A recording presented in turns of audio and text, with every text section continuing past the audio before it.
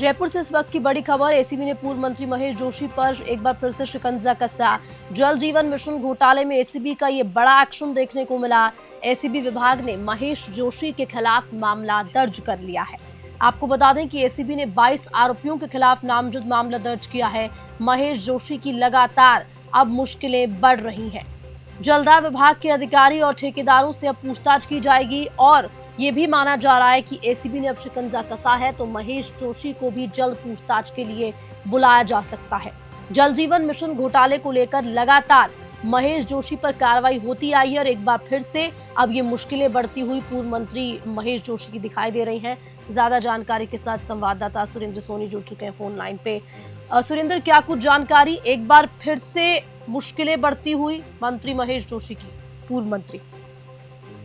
बिल्कुल हर्षिता, निश्चित तौर पर देखिए कि जल जीवन मिशन घोटाले में पूर्व मंत्री महेश जोशी पीएचडी मंत्री रहे हैं और लगातार भाजपा जब विपक्ष में थी तो उन्होंने कई आरोप लगाए थे कि जल जीवन मिशन घोटाला बहुत बड़ा घोटाला हुआ है, क्योंकि इस जल जीवन मिशन में क्या है कि सबसे ज्यादा जो पैसा आया है वो केंद्र सरकार की तरफ से मिला है।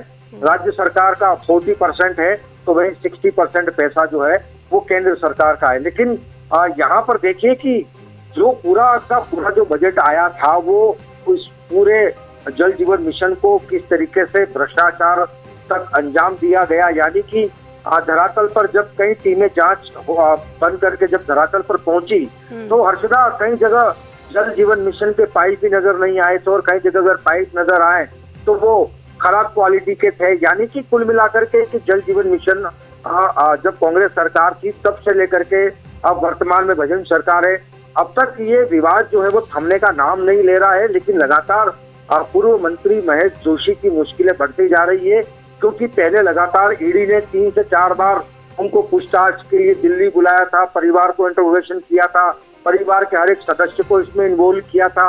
इसके साथ साथ ईडी जो है वो ठेकेदार और अधिकारियों के पास भी पहुंची थी, वो रडार पर थे। अब कुल मिलाकर के ये कि वर्तमान में भाजपा सरकार है तो निश्चित तौर पर अब ये मामला जो है वो एसीबी तक भी पहुंच गया है। यानी कि एसीबी विभाग ने 22 नामजद व्यक्तियों और अधिकारियों के खिलाफ जो है, ठेकेदारों के खिलाफ मुकदमा दर्ज किया है। महेश जोशी के खिलाफ भी मुकदमा दर्ज किया है। अब मुकदमा दर्ज होने के बाद हर्षिता निश्चित तौर पर यह कहा जा सकता है कि अब जल्द ही एसीबी पूछताछ के लिए पूर्व मंत्री महेश जोशी, जो पीएचडी के पूर्व अधिकारी हैं, इसके अलावा जो ठेकेदार हैं, इन तमाम लोगों को जो है वो पूछताछ के लिए बुलाया जाएगा। अब मुझे लगता है कि यहाँ पर एक नया एंगल सामने नजर आएगा। वो एंगल वही नजर आएगा कि पूछताछ के बाद में क्या जो ईडी को बयान दिए हैं, क्या वही बयान फिर से यहाँ पर एसीबी ऑफिस में दोहराए जाएंगे। अगर यहाँ पर बयानों में अगर कोई हेर फेर होती है तो अर्चना निश्चित तौर पर एक बड़ा शिकंजा महेश जोशी पर कसता हुआ चला जाएगा। और साथ साथ सुरेंद्र, अगर ईडी को जो बयान दिए गए हैं, जो बातें अपनी सफाई में कही गई होंगी, या अब जो एसीबी को कहा जाएगा, ये भी माना जा सकता है कि कोई और नाम भी शामिल हो, उनका भी उजागर हो जाएगा।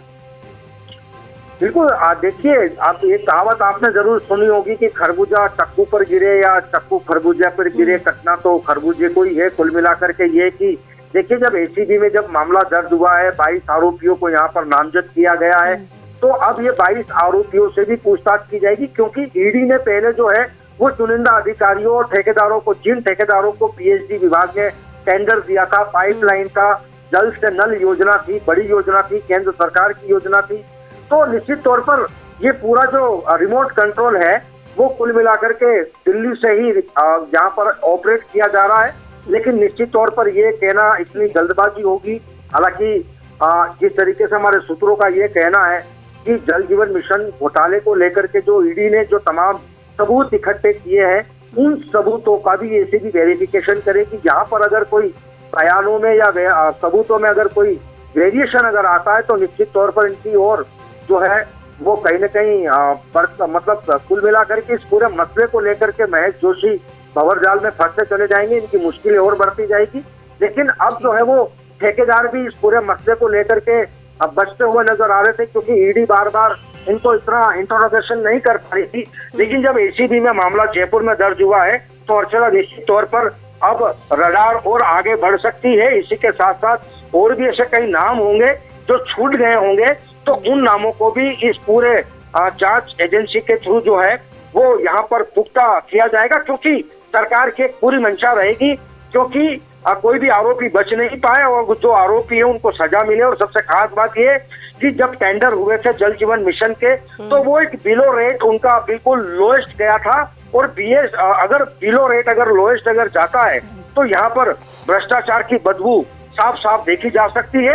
लेकिन जिस तरीके से अब एसीबी एंटी करप्शन ब्यूरो ने इस पूरे मोर्चे को अपने हाथ में लिया है, हालांकि ये भी कहीं न कहीं मुख्यमंत्री के इशारे पर ही सारी चीजें हुई है, क्योंकि मुख्यमंत्री भी चाहते हैं कि जल जीवन मिशन घोटाला पूरी तरीके से आम जनता के बीच में साफ तौर पर देखा जा सके। क्योंकि लगातार क्योंकि चुनाव जब होते हैं ऐसी स्थिति में हर्षदा ऐसी तस्वीरें नजर आती है। लेकिन मुख्यमंत्री भजनलाल शर्मा का एक बहुत बड़ा विजन यही है कि जो भ्रष्टाचारी है, चाहे वो अधिकारी हो, चाहे वो किसी पार्टी के राजनेता हो, कार्यकर्ता हो या फिर ठेकेदार हो, ये किसी भी तरीके से बच नहीं पाए। उसको लेकर के ये पूरी एसीबी ने पूरी रणनीति तैयार करके 22 आरोपियों को नामजद किया है। अब देखिए जब पूछताछ होगी तो पूछताछ में क्या नए खुलासे होंगे हर्षदा, उनको देखना भी एक दिलचस्प होगा। ठीक है, बहुत शुक्रिया सुरेंद्र जानकारी के लिए। तो जल जीवन मिशन घोटाले को लेकर ये बड़ा अपडेट, जहां लगातार पूर्व मंत्री महेश जोशी की मुश्किलें पहले भी बढ़ी थी और अब भी एक बार फिर से अब एसीबी ने शिकंजा कसा है। पहले ईडी ने शिकंजा कसा था, ईडी को क्या जवाब दिए थे।